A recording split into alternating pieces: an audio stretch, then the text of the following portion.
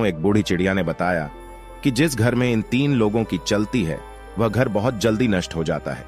प्रिय दर्शकों, कहानी शुरू करने से पहले अगर आप हमारे चैनल पर पहली बार आए हैं तो चैनल को सब्सक्राइब करें, बेल आइकॉन ऑन करें, अच्छे कमेंट किया करें ताकि हर आने वाले वीडियो का नोटिफिकेशन सबसे पहले आपको मिले और प्रिय दर्शकों आप उसका फायदा उठा सकें। तो शुरू करते हैं प्रिय दर्शकों आज की यह प्यारी सी कहानी, यह प्यारा सा वीडियो। प्रिय दर्शकों, प्राचीन समय की बात है। किसी नगर में एक व्यापारी रहता था। वह व्यापारी बड़ा ही धनवान व्यक्ति था। उसके घर में अन्न धन की कोई कमी नहीं थी। व्यापारी का एक बड़ा ही सुंदर पुत्र था। व्यापारी अपने पुत्र से बड़ा ही प्रेम करता था। व्यापारी और व्यापारी की पत्नी को विवाह के बहुत सालों बाद संतान की प्राप्ति हुई थी। वह दोनों अपनी संतान से बहुत अधिक प्रेम करते थे। प्रिय दर्शकों, व्यापारी हर कार्य अपने पुत्र से पूछकर किया करता था। व्यापारी का पुत्र अभी छोटा था, परंतु प्रेम में अंधा व्यापारी वही करता था जो उसका पुत्र कहता था। अगर पुत्र कोई गलत कार्य करने के लिए भी कहता तो व्यापारी उसे कर दिया करता था। व्यापारी यह नहीं देखता था कि मेरा पुत्र अभी छोटा है और इसे इतनी समझ नहीं है कि ये बड़े निर्णय ले सके, परंतु पुत्र प्रेम में अंधा व्यापारी और व्यापारी की पत्नी, वह दोनों अपने पुत्र की हर बात को सराखों पर रखा करते थे। व्यापारी का पुत्र जो भी व्यापारी से मांगता, व्यापारी उसे लाकर दे दिया करता था। प्रिय दर्शकों, व्यापारी के घर के बाहर एक वृक्ष पर कई सालों से एक बूढ़ी चिड़िया रहती थी। वह बूढ़ी चिड़िया व्यापारी के घर के बाहर कई सालों से रह रही थी। वह व्यापारी के घर को अच्छे से जानता था और व्यापारी भी उस बूढ़ी चिड़िया की बड़ी सेवा करता था। उसे दाना पानी खाने के लिए दिया करता था।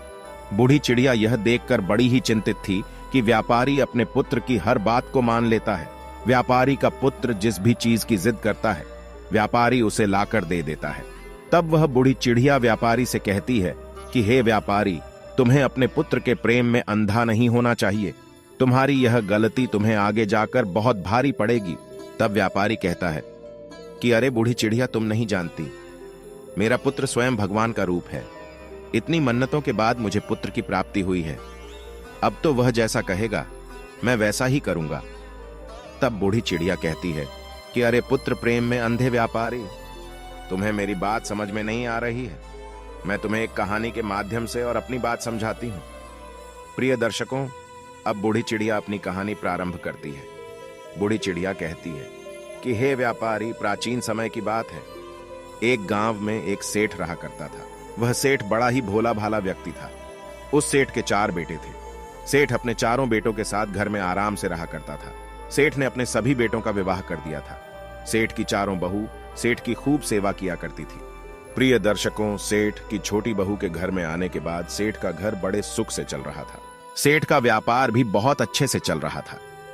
छोटी बहू के आने के बाद सेठ के घर में अन्न धन की कोई कमी नहीं थी और घर का माहौल बड़ा ही शांति भरा था। उनके घर में कभी कोई लड़ाई झगड़ा नहीं होता था।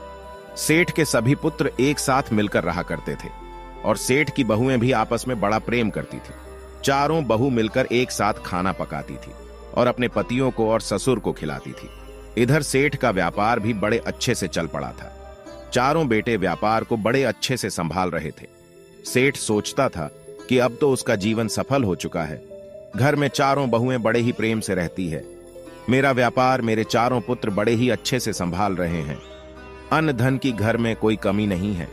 ऐसे विचार करके सेठ बड़ी सुकून की नींद लिया करता था। सेठ के जीवन में किसी प्रकार की कोई दुख तकलीफ नहीं थी। प्रिय दर्शकों, सेठ की इतनी अच्छी जिंदगी देखकर गांव के अन्य लोग सेठ से जलने लगे थे।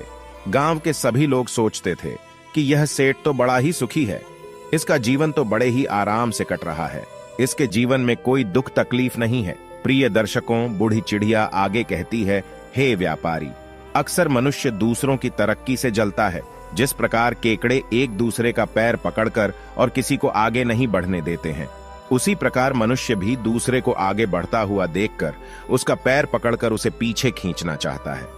मनुष्य खुद की तरक्की से जितना खुश नहीं होता, उतना दुखी वह दूसरे की तरक्की देखकर हो जाता है। अब तो सेठ को आगे बढ़ता हुआ देख, तरक्की करता हुआ देख, गांव के सभी लोग जलने लगे थे। कोई भी सेठ से सीधे मुंह बात नहीं करता था। सभी सोचते थे कि किस तरह सेठ का जीवन कष्ट से भर दिया जाए, किस प्रकार की हंसी को दुख में बदल दिया जाए। प्रिय दर्शकों, यही सब सोचकर गांव के कुछ लोग सेठ के कुल पुरोहित के पास जाते हैं और कुल पुरोहित के पास जाकर कहते हैं कि अरे पुरोहित जी, आप यहाँ सूखी रोटी खा रहे हो और वहां आपका यजमान सेठ बड़े आराम से पकवान खा रहा है, अपनी बहू के हाथों का स्वादिष्ट भोजन कर रहा है। तब पुरोहित जी कहते हैं कि आप लोग क्या कहना चाहते हैं, मुझे बात समझ में नहीं आ रही है। तब गांव के लोग बताते हैं कि पुरोहित जी, आपका जीवन तो आपके जजमानों से ही चलता है, परंतु आपका जजमान तो बड़ा ही सुखी है, उसके जीवन में तो किसी प्रकार का कोई कष्ट नहीं है।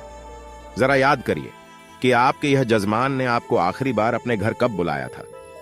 अगर आपका जजमान आपको अपने घर नहीं बुलाएगा, आपसे हवन पूजा नहीं करवाएगा, तो भला आपकी रोजी रोटी कैसे चलेगी, आपका घर कैसे चलेगा। प्रिय दर्शकों, कुल पुरोहित को गांव वासियों की बात समझ में आ रही थी।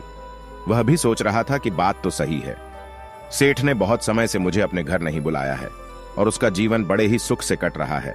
इस प्रकार तो मेरे बीवी, बच्चे और भूखे मरने लगेंगे। कुल पुरोहित कहता है कि अरे भाइयों, आपकी बात तो बिल्कुल सत्य है। सेठ तो बड़ा ही धनवान बन चुका है, उसका व्यापार भी बड़े तेजी से आगे बढ़ रहा है।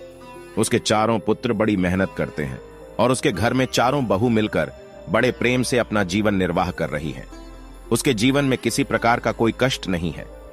तब गांव के लोग कहते हैं कि पुरोहित जी, अगर आप अपना घर चलाना चाहते हो, अगर आप सुख से जीवन जीना चाहते हो, तो आपको कुछ ऐसा करना पड़ेगा जिससे आपके जजमान सेठ के जीवन में कुछ कष्ट आए, उसके घर में लड़ाई झगड़ा हो, तभी वह आपको हवन पूजन के लिए अपने घर में बुलाएगा और आपको कुछ धन मिलेगा।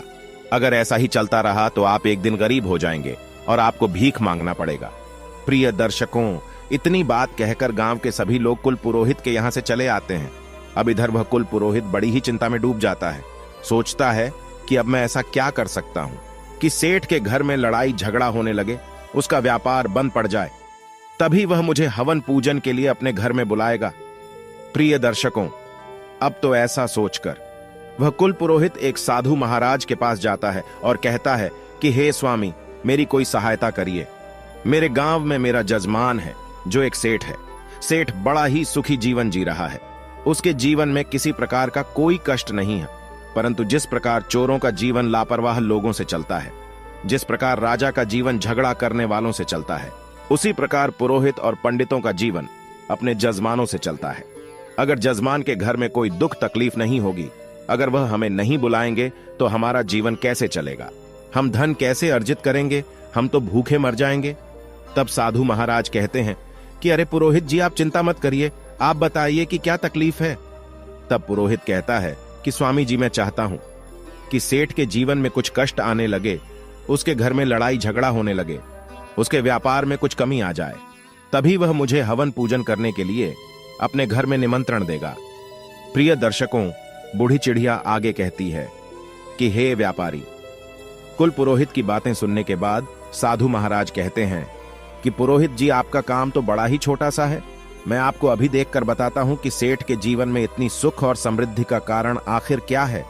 प्रिय दर्शकों, अब तो वह साधु महाराज अपनी दिव्य दृष्टि से आंखें बंद करके देखते हैं और कुछ देर आंखें बंद करके देखने के बाद साधु महाराज आंखें खोलकर अपने सामने बैठे कुल पुरोहित से कहते हैं कि पुरोहित जी, सेठ के आगे बढ़ने का कारण उसके घर में आई छोटी बहू है। सेठ की जो छोटी बहू है वह साक्षात लक्ष्मी का रूप है। वह बड़ी ही संस्कारी और बड़ी ही बुद्धिमान स्त्री है। जब से वह सेठ के घर में आई है तो सेठ के घर में सब कुछ अच्छा ही हो रहा है और उसका जीवन बड़ा ही सुख से कट रहा है। कोई लड़ाई झगड़ा नहीं हो रहा है। ऐसी स्त्री और जिस भी घर में रहती है, वह घर खूब फूलता फलता है।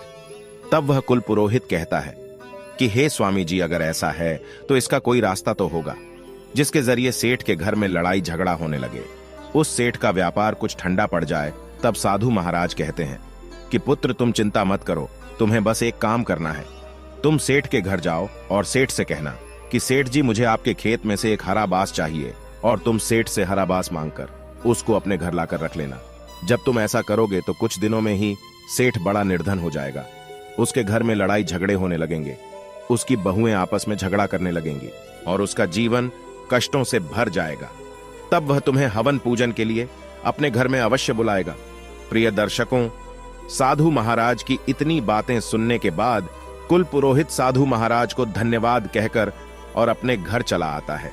पुरोहित सोचता है कि अब तो अगले ही दिन मैं सेठ के घर पर जाऊंगा और उसके खेत में से एक हरा बांस मांग लूंगा। प्रिय दर्शकों, अगला दिन होता है। सुबह होते ही जल्दी उठकर कुल पुरोहित सेठ के घर पहुंच जाता है। सेठ के घर पहुंचने पर पुरोहित आवाज लगाता है तो अंदर सेठ आराम कर रहा था। सेठ बाहर आकर देखता है तो वह अपने कुल पुरोहित का बहुत स्वागत करता है, बहुत आदर सत्कार करता है और पुरोहित को ले जाकर अंदर बैठालता है। सेठ कहता है कि बताइए पुरोहित जी, आज इतने दिनों बाद आपका हमारे घर कैसे आना हुआ? तब कुल पुरोहित कहता है कि सेठ जी, मैं बस यहां से गुजर रहा था तो सोचा आपसे मिलते चलूं।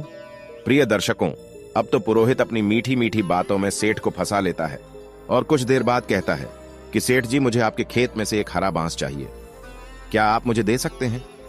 तब सेठ जी कहते हैं कि अवश्य पुरोहित जी, आपने इतनी छोटी सी चीज मांगी है, हम अभी आपको लाकर देते हैं। प्रिय दर्शकों, अब तो सेठ जी अपने खेत में जाते हैं और एक बांस का टुकड़ा तोड़कर लेकर आ जाते हैं। तभी अपने ससुर को आता हुआ देख सेठ जी की छोटी बहू भागी भागी आती है और कहती है कि पिताजी, आप यह बांस का टुकड़ा क्यों लेकर आए हैं? तब सेठ बताता है कि बेटा, पुरोहित जी हमारे घर आए हैं और वह चाहते हैं कि हम उन्हें अपने खेत में से एक हरा बांस का टुकड़ा लाकर दें, इसलिए उनको देने के लिए हम यह टुकड़ा लेकर आए हैं। प्रिय दर्शकों, तब वह छोटी बहू कहती है कि पिताजी, आप यह बांस का टुकड़ा पुरोहित जी को अवश्य दे दीजिएगा, परंतु इससे पहले कुछ देर आप यह बांस का टुकड़ा मुझे दे दीजिए, मैं कुछ देर में यह लाकर आपको दे दूंगी। प्रिय दर्शकों, अब तो अपनी छोटी बहू को वह बांस देकर और सेठ चला जाता है। इधर वह सेठ की छोटी बहू बांस में से कुछ हरे पत्ते तोड़कर और अपने घर बंधी काली गाय को खिला देती है और इसके बाद वह बांस ले जाकर अपने पिता को दे देती है। प्रिय दर्शकों, अब तो वह सेठ हरा बांस पुरोहित को दे देता है और कहता है कि लीजिए पुरोहित जी, आपने हरा बांस मांगा था और यह रहा आपका बांस, इसे आप ले जाइए। तब वह पुरोहित बड़ा ही खुश हो जाता है, सोचता है कि अब तो सेठ के घर की खुशी उसने मुझे दे दी है। अब बड़ा ही खुश होता हुआ वह पुरोहित अपने घर लौट जाता है और घर पर जाकर वह बांस का टुकड़ा रख देता है और सोचता है कि अब बस कुछ दिनों में सेठ मुझे याद करेगा, क्योंकि उसके घर में खूब लड़ाई झगड़ा होगा और गृह क्लेश होगा। तब हवन पूजन करके और मैं अच्छे पैसे सेठ से मांग लूंगा। प्रिय दर्शकों, ऐसे विचार करके वह कुल पुरोहित बड़ा ही प्रसन्न हो रहा था। अब तो पुरोहित इंतजार करने लगता है कि कब सेठ का बुलावा आएगा और मैं जाकर सेठ के घर हवन पूजन करूंगा। प्रिय दर्शकों, परंतु इंतजार करते करते कुल पुरोहित को 1 महीना बीत जाता है, 2 महीने बीत जाते हैं और तीसरा महीना भी बीत जाता है। इंतजार करते करते अब वह पुरोहित थक चुका था। तब एक दिन कुल पुरोहित दोबारा साधु महाराज की कुटिया में जाता है। वह कहता है कि हे महाराज, आपके बताएं अनुसार मैंने सेठ से उसके खेत में से हरा बांस मांग लिया था, परंतु आज 3 महीने होने को आए हैं और अभी तक सेठ ने मुझे कोई बुलावा नहीं भेजा है और वह बड़े आराम से, बड़े सुख से अपना जीवन व्यतीत कर रहा है। उसके घर में किसी प्रकार की कोई दुख तकलीफ नहीं है। तब साधु महाराज आंखें बंद करके और अपनी दिव्य दृष्टि से देखते हैं तो वह बताते हैं कि अरे पुरोहित जी, मैंने आपको बताया था ना कि सेठ की छोटी बहू बड़ी ही चालाक और बड़ी ही बुद्धिमान है। दरअसल बात यह है कि जब सेठ आपको वह हरा बांस दे रहा था तो उसकी छोटी बहू ने उसमें से हरे पत्ते तोड़कर और अपनी काली गाय को खिला दिए थे। इसी कारणवश उसकी खुशियां और सुख समृद्धि उसके घर में ही रह गई। परंतु आप चिंता मत करिए, आपकी सहायता मैं करूंगा। प्रिय दर्शकों, साधु महाराज आगे कहते हैं कि पुरोहित जी, अब आपको क्या करना है कि सेठ के घर जाना है और सेठ से उसकी काली गाय मांगकर अपने घर लेकर आना है। आप जैसे ही उसकी काली गाय को अपने घर लाकर रखोगे तो कुछ ही दिनों में सेठ के घर में दुख तकलीफ आना शुरू हो जाएगा। तब सेठ आपको निमंत्रण अवश्य भेजेगा। प्रिय दर्शकों, अब तो वह कुल पुरोहित एक बार फिर प्रसन्न हो जाता है और साधु महाराज को धन्यवाद कहकर अपने घर के लिए निकल पड़ता है। घर पहुंचकर वह कुल पुरोहित सोचता है कि अब कल सुबह होते ही मैं सेठ के घर जाऊंगा और जाकर सेठ से उसकी काली गाय मांग लूंगा। उसके बाद मैं देखता हूं कि सेठ कैसे इतना सुखी रहता है। प्रिय दर्शकों, अब अगला दिन भी हो जाता है और सुबह उठकर वह कुल पुरोहित स्नान करके और सबसे पहले सेठ के घर पहुंच जाता है। एक बार फिर सेठ अपने घर का दरवाजा खोलता है तो वह देखता है कि कुल पुरोहित आया हुआ है। सेठ अपने कुल पुरोहित को आदर सहित घर के अंदर बुलाता है और स्वादिष्ट भोजन कराता है। उसके बाद सेठ पूछता है कि बताइए पुरोहित जी, आज आपका कैसे आना हुआ? कुल पुरोहित कहता है कि सेठ जी, मैं बड़ी ही दुख तकलीफ में हूँ। दरअसल बात कुछ ऐसी है कि मेरे घर पर जो गाय है उसने दूध देना बंद कर दिया है और मेरे बच्चों को दूध नहीं मिल रहा है। कई दिनों से मेरे बच्चों ने दूध नहीं पिया है, इसीलिए मैं आपसे सहायता लेने के लिए आया हूँ। अगर आप मुझे अपनी काली गाय दे देंगे तो आपकी बड़ी कृपा होगी। प्रिय दर्शकों, कुल पुरोहित की ऐसी दुख भरी बातें सुनने के बाद सेठ सोचता है कि चलो कोई बात नहीं, यह हमारे कुल पुरोहित है, अगर हम इनका भला करते हैं तो यह पुण्य का काम ही होगा। ऐसा सोचकर सेठ कहता है कि पुरोहित जी, आप चिंता ना करें, हम आपको अपनी काली गाय दे देंगे। इतना कहकर सेठ गाय को लेने के लिए अपने घर के आंगन में जाता है और गाय को लेकर पुरोहित को देने के लिए चल देता है। तभी सेठ की छोटी बहू आकर और सेठ को रोक लेती है। सेठ की छोटी बहू कहती है कि पिताजी, आप इस गाय को लेकर कहां जा रहे हैं? सेठ बताता है कि बेटा, हमारे कुल पुरोहित आए हैं और उनकी गाय दूध नहीं दे रही है, इसलिए वह हमारी काली गाय लेना चाहते हैं। मैं यह गाय उनको देने के लिए जा रहा हूं। तब सेठ की छोटी बहू कहती है कि पिताजी, आप कुछ देर ठहरिए, मैं अभी आती हूं। प्रिय दर्शकों, इतने में वह छोटी बहू अंदर जाती है और एक सफेद रंग की चादर लेकर आती है और वह उस चादर से उस काली गाय के आंसू पोंछकर और चादर को अंदर रख देती है और कहती है कि पिताजी, अब आप जाइए और इस गाय को पुरोहित जी को दे दीजिए। प्रिय दर्शकों, अब वह सेठ पुरोहित के पास जाता है और कहता है कि लीजिए पुरोहित जी, ये रही काली गाय, इससे ले जाइए और अपने बच्चों को दूध पिलाइए। प्रिय दर्शकों, सेठ की काली गाय को देखकर वह पुरोहित बड़ा ही प्रसन्न हो जाता है और उसे लेकर तुरंत अपने घर के लिए निकल पड़ता है। अब तो अपने घर पहुंचकर वह काली गाय को बांध देता है और सोचता है कि अब तो सेठ बहुत जल्दी मुझे अपने घर हवन पूजन करने के लिए बुलाएगा, क्योंकि उसका जीवन बड़े ही जल्दी दुखों से घिरने वाला है। प्रिय दर्शकों, अब वह कुल पुरोहित सेठ के बुलावे का इंतजार करने लगता है और इंतजार करते करते एक बार फिर उसे 3 महीने बीत जाते हैं। 3 महीने गुजर जाने के बाद वह कुल पुरोहित एक बार फिर साधु महाराज के पास जाता है और कहता है कि साधु महाराज, इस बार फिर मैं आपके कहे अनुसार सेठ के यहां से काली गाय लेकर आया, परंतु उसके बावजूद सेठ ने मुझे अपने घर हवन पूजन के लिए नहीं बुलाया। सेठ का जीवन अभी भी बड़े ही सुख से कट रहा है, उसके घर में किसी प्रकार की कोई दुख तकलीफ नहीं है। तब साधु महाराज एक बार फिर अपनी आंखें बंद करते हैं और अपनी दिव्य दृष्टि से देखते हैं तो साधु महाराज कहते हैं कि हे पुरोहित जी, उस सेठ की छोटी वाली बहू तो बहुत ही चालाक है। हमने जितना सोचा था वह उससे भी ज्यादा चालाक है। वह सारी विद्या जानती है। सेठ की बहू बड़ी ही बुद्धिमान है। जब आप सेठ से काली गाय मांगने गए थे तब उसने अपनी सफेद चादर में गाय के आंसू पोंछकर और अपने पास रख लिए थे, जिसके कारण सुख समृद्धि उसके घर में ही रह गई। अब तो यह बात सुनकर कुल पुरोहित बड़ा ही चिंतित हो जाता है। वह सोचता है कि जब तक यह छोटी बहू रहेंगी तब तक सेठ का जीवन सुख समृद्धि से भरा रहेगा। पुरोहित कहता है कि हे साधु महाराज, अब मुझे क्या करना चाहिए? तब साधु महाराज कहते हैं कि पुरोहित, अब आप सेठ के घर जाओ और सेठ से किसी तरीके से वह सफेद चादर मांगकर अपने घर लाकर रख लो। अगर आपने ऐसा कर लिया तो निश्चित ही सेठ का जीवन बदल जाएगा और उसके घर में लड़ाई झगड़ा गृह क्लेश होने लगेंगे। प्रिय दर्शकों, अब साधु महाराज को धन्यवाद कहकर और वह कुल पुरोहित अपने घर के लिए निकल जाता है। घर पहुंचकर वह कुल पुरोहित निर्णय करता है कि कल सुबह होते ही मैं एक बार फिर सेठ के घर जाऊंगा और जाकर किसी तरीके से सफेद चादर मांग कर लेकर आऊंगा। प्रिय दर्शकों, अगला दिन होता है और वह पुरोहित सुबह उठते ही बड़ा प्रसन्न हो जाता है। सोचता है कि आज तो सेठ से उसकी सफेद चादर मांग कर और उसका जीवन में दुखों से भर दूंगा। अब कुल पुरोहित सेठ के घर जाता है और जाकर सेठ से कहता है कि सेठ जी, मेरी पत्नी हर दिन मंदिर में कीर्तन करने के लिए जाती है, परंतु मंदिर में बैठने के लिए उसके पास कोई अच्छी चादर नहीं है। वह नीचे फर्श पर बैठती है और उसको ऐसा करते हुए देख मुझे अच्छा नहीं लगता है। अगर आपको कोई तकलीफ ना हो तो क्या आप मुझे एक अच्छी सफेद चादर दे सकते हैं आज, ताकि मेरी स्त्री वह चादर बिछाकर और मंदिर में बैठ सके।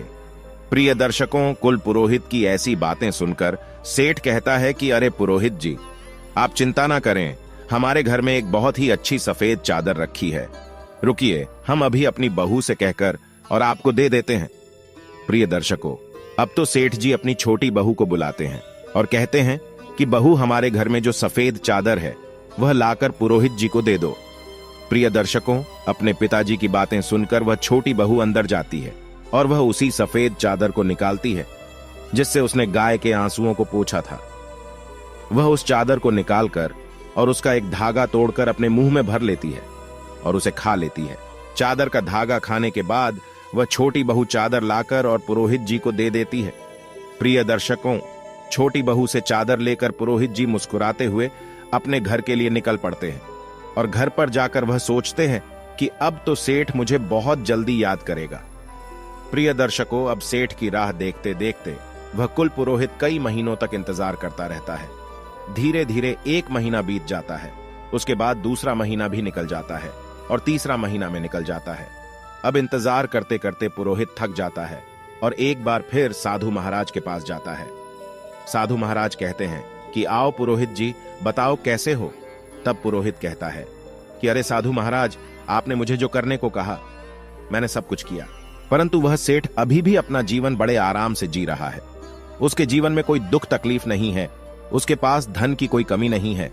प्रिय दर्शकों, अब साधु महाराज एक बार फिर अपनी आंखें बंद करके अपनी दिव्य दृष्टि से देखते हैं और पुरोहित को बताते हैं, पुरोहित जी, अब हमें लगता है कि वह छोटी बहू जब तक उसके घर में रहेंगी तब तक हम उसका कुछ नहीं बिगाड़ सकते। आपको सफेद चादर देने से पहले उसकी बहू ने उसमें से एक धागा निकालकर और खा लिया था, जिसके कारण सुख, समृद्धि और धन का सुख उसके पास ही रह गया। अब तो आपको कुछ भी करके और सेठ जी की छोटी बहू को उसके घर से निकालना पड़ेगा। अगर आपने एक बार छोटी बहू को घर से निकाल दिया तो फिर सेठ के जीवन में कष्ट ही कष्ट आ जाएंगे और उसका जीवन दुखों से घिर जाएगा। प्रिय दर्शकों, अब तो पुरोहित को भी समझ में आ गया था कि छोटी बहू के रहते वह कुछ नहीं कर सकता, इसलिए वह अपने घर जाता है और सेठ के घर से उसकी छोटी बहू को निकालने का उपाय ढूंढने लगता है। प्रिय दर्शकों, और अगली सुबह कुल पुरोहित सेठ के घर जाता है और बड़ी ही चिंतित अवस्था में जाकर कहता है कि सेठ जी, आपकी सुरक्षा मेरी जिम्मेदारी है और मुझे आपकी सुरक्षा खतरे में दिख रही है। आप पर बहुत बड़ा संकट आने वाला है, आपका जीवन दुखों से घिरने वाला है, आपके व्यापार में आपको बहुत बड़ा नुकसान होने वाला है और आपके घर में बहुत बड़ी विपत्ति आने वाली है। प्रिय दर्शकों, कुल पुरोहित की ऐसी बातें सुनकर वह सेठ घबरा जाता है और बहुत चिंतित हो जाता है। सेठ कहता है कि पुरोहित जी, यह आप क्या कह रहे हैं? आप हमें बताइए, क्या इस विपत्ति से बचने का कोई उपाय है? आप जो भी कहेंगे हम अवश्य करेंगे। प्रिय दर्शकों, अब तो पुरोहित समझ गया था कि यह सेठ उसके जाल में फंस चुका है। पुरोहित आगे कहता है कि सेठ जी, आपकी छोटी बहू आपके ऊपर बहुत बड़ा खतरा है। जब तक वह इस घर में रहेंगी आप पर संकट बना रहेगा, इसलिए मैं तो कहता हूं कि आप अपनी छोटी बहू को अपने घर से निकाल दीजिए, क्योंकि उसी के कारण आप पर इतना बड़ा खतरा मंडरा रहा है और आपका जीवन संकट में है। प्रिय दर्शकों, पुरोहित की ऐसी बातें सुनकर वह सेठ जी उस पर विश्वास कर लेते हैं। सेठ जी कहते हैं कि पुरोहित जी, आप जैसा कहेंगे मैं वैसा ही करूंगा। आप बताइए कि मुझे किस तरीके से अपनी बहू को घर से निकालना है। पुरोहित जी कहते हैं कि सेठ जी, आप तुरंत कुछ भी करके अपनी बहू को घर से बाहर निकाल दीजिए। प्रिय दर्शकों, इतना कहकर वह पुरोहित अपने घर चला जाता है और इधर से सेठ जी चिंता में डूब जाते हैं। वह सोचते हैं कि मेरी बहू तो बड़ी ही अच्छे स्वभाव की है, मेरी इतनी सेवा करती है, मैं उसे अपने घर से कैसे निकालूंगा। परंतु फिर सेठ जी सोचते हैं कि वह मेरे ऊपर खतरा है और उसके कारण मेरे परिवार पर विपत्ति आ सकती है। यह विचार करके सेठ जी अपनी पुत्र वधू के पास जाते हैं और अपनी छोटी बहू से कहते हैं कि बहू, आज ही तुम मेरे घर से निकल जाओ, तुम्हारा इस घर में रहना अब सही नहीं है, तुम्हारे कारण हमारे घर में विपत्ति आने वाली है। प्रिय दर्शकों, अपने पिताजी की ऐसी बातें सुनकर वह बहुत समझ जाती है कि जरूर पुरोहित जी ने मेरे पिताजी को ऐसा कहा है।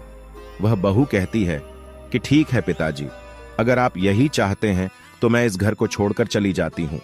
प्रिय दर्शकों, अपनी पत्नी को घर छोड़कर जाता हुआ देख सेठ का छोटा पुत्र भी कहता है कि पिताजी, अगर मेरी पत्नी इस घर में नहीं रह सकती तो मैं भी नहीं रहूंगा और मैं भी अपनी पत्नी के साथ घर छोड़कर जा रहा हूं।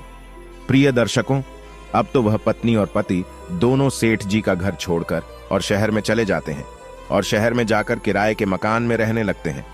कुछ दिन बाद वह अपना नया धंधा शुरू करते हैं। और प्रिय दर्शकों, सेठ की छोटी बहू बड़ी बुद्धिमान तो थी ही, उसकी बुद्धि के कारण उनका धंधा बड़े ही अच्छे से चलने लगता है। उनका व्यापार बहुत बड़े व्यापार में परिवर्तित हो जाता है और छोटा पुत्र और उसकी पत्नी दोनों बड़े ही धनवान बन जाते हैं। शहर में अपना मकान भी खरीद लेते हैं। प्रिय दर्शकों, इधर वह सेठ, उसका घर बर्बाद होता जा रहा था। घर में लड़ाई झगड़ा होने लगे थे। सेठ की तीनों बहुएं आपस में खूब झगड़ा करती थीं और सेठ के तीनों पुत्र भी व्यापार पर बिल्कुल ध्यान नहीं दे रहे थे। सेठ के तीनों पुत्र बुरी संगत में पड़ गए थे और प्रिय दर्शकों, वह कुल पुरोहित हवन पूजन के बहाने सेठ से सारा धन लूट कर ले जाता रहता है। धीरे धीरे करके वह पुरोहित सेठ को पूरी तरीके से लूट लेता है और सेठ का पूरा धन धीरे धीरे करके वह लूट कर अपने घर ले जाता है। प्रिय दर्शकों, अब तो सेठ की हालत बहुत ही बद से बदतर हो चुकी थी। सेठ के घर में खाने पीने के लाले पड़ रहे थे। खाने को भोजन नहीं था, पहनने को वस्त्र नहीं थे। अपनी ऐसी हालत देखकर सेठ एक दिन विचार करने बैठता है और गहरा विचार करने पर सेठ को समझ में आता है कि जिस दिन से मेरी छोटी बहू इस घर को छोड़कर गई है, उस दिन से इस घर की हालत बद से बदतर होती जा रही है। सेठ को अब ज्ञात हो चुका था कि उसकी छोटी बहू ही है जो उसके घर को बचा सकती है। सेठ अब तो तुरंत दौड़ा दौड़ा शहर जाता है और अपने छोटे पुत्र के घर पर जाकर अपनी लक्ष्मी स्वरूप बहू से क्षमा मांगता है। सेठ अपनी बहू के चरणों में गिरकर और कहता है कि बहू, मुझे माफ कर दो। मैंने पुरोहित की बातों में आकर और तुम्हें घर से निकाल दिया, परंतु तुम तो साक्षात लक्ष्मी हो। जब तक तुम मेरे घर में थी तब तक घर में बड़ी सुख शांति बनी हुई थी, और जब से तुम घर छोड़कर आई हो, घर में गृह क्लेश हो रहे हैं, लड़ाई झगड़ा हो रहे हैं और हम बड़े ही निर्धन हो चुके हैं। प्रिय दर्शकों, ससुर की इतनी बात सुनकर वह छोटी बहू कहती है कि पिताजी, आप चिंता मत करिए, मैं अभी अपने घर चलती हूं। यह भी मेरा घर है और वह भी मेरा घर है। मैं पहले से यह जानती थी कि पुरोहित ने आपके कान भरे हैं और उसी ने आपको कहा है कि आप मुझे घर से निकाल दें। प्रिय दर्शकों, छोटी बहू आगे कहती है कि पिताजी, संसार में ऐसे बहुत से लोग होते हैं जो दूसरों की खुशियों से, दूसरों के सुख से जलते हैं और उनको बर्बाद करना चाहते हैं, परंतु यह हमारे ऊपर निर्भर करता है कि हम किसकी बातों में आते हैं, कैसे निर्णय लेते हैं और किस तरह अपने घर को चलाते हैं। अगर हम गलत लोगों की बातों में आकर अपने ही घर को तोड़ेंगे, अपने ही घर के लोगों को घर से निकालेंगे, तो अवश्य हमारे घर का नाश हो जाएगा। प्रिय दर्शकों, इतनी बातें सुनकर सेठ अपनी बहू को लेकर अपने घर लौट जाता है और बहू घर आती है। उसके कुछ दिन बाद सेठ तरक्की करने लगता है। सेठ का व्यापार फिर से चलने लगता है। सेठ के घर में अन्न धन के भंडार भरे रहते हैं, आपस में प्रेम बना रहता है। प्रिय दर्शकों, एक दिन सेठ की छोटी बहू सेठ से कहती है कि पिताजी, आज मैं आपसे जो कहने जा रही हूं, मेरी बात को ध्यान से सुनिएगा। जिस घर में इन 3 लोगों की चलती है, वह घर बहुत ही जल्दी बर्बाद हो जाते हैं। उन घरों का सत्यानाश हो जाता है। तब सेठ कहता है कि बहू, वह 3 लोग कौन हैं? तब सेठ की छोटी बहू बताती है कि पिताजी, ध्यान से सुनिएगा। नंबर 1, बिगड़ा हुआ बालक। जिस घर में बिगड़ा हुआ पुत्र होता है, गलत संगति में बालक पड़ जाता है और उसकी बात घर में मानी जाती है। उसके कहे अनुसार अगर माँ बाप काम करते हैं तो उस घर का सत्यानाश हो जाता है। वह घर बिकने की परिस्थिति में आ जाता है। उस घर के लोग कष्ट में अपना जीवन व्यतीत करते हैं। नंबर 2, जिद्दी और लालची स्त्री। जिस घर में स्त्री लालची होती है, जिद करने वाली होती है, उस स्त्री की अगर घर में चलती है तो वह घर अवश्य कंगाल बन जाता है। उस घर में कभी धन नहीं रहता। स्त्री चाहे तो घर को बना सकती है और चाहे तो घर को बिगाड़ सकती है। यह स्त्री पर निर्भर करता है, और जिस घर में स्त्री लालची और जिद्दी होती है, उस घर का नाश होना तय है। इसलिए जिद्दी और लालची स्त्री की बात कभी नहीं मानना चाहिए। नंबर 3, जिस घर का मुखिया बाहर वालों की बातों में आ जाता है, बाहर वालों के कहे अनुसार चलता है, उस घर का सत्यानाश हो जाता है। छोटी बहू आगे कहती हैं कि पिताजी, जिस प्रकार आप पुरोहित की बातों में आ गए थे, उसी प्रकार अगर घर का मुखिया बाहर वालों की बातों को मानकर और अपने घर के निर्णय करता है तो उसका घर अवश्य नाश हो जाता है। प्रिय दर्शकों, इतनी बात वह छोटी बहू अपने ससुर को सुनाती है और ससुर छोटी बहू की बातों को समझ जाता है। प्रिय दर्शकों, इधर वह बूढ़ी चिड़िया यह कहानी व्यापारी को सुना रही थी। व्यापारी को बूढ़ी चिड़िया की बात समझ में आ जाती है और अब वह अपने पुत्र को सही शिक्षा देता है और पुत्र के अनुसार चलना बंद कर देता है। तो प्रिय दर्शकों, हमारी आज की कहानी यहाँ समाप्त होती है। हम उम्मीद करते हैं कि आपको हमारी आज की यह कहानी पसंद आई होगी और आप इससे ढेर सारी प्रेरणा लेंगे। मिलते हैं अगली ज्ञान चर्चा के साथ अगले वीडियो में। तब तक के लिए नमस्कार, धन्यवाद।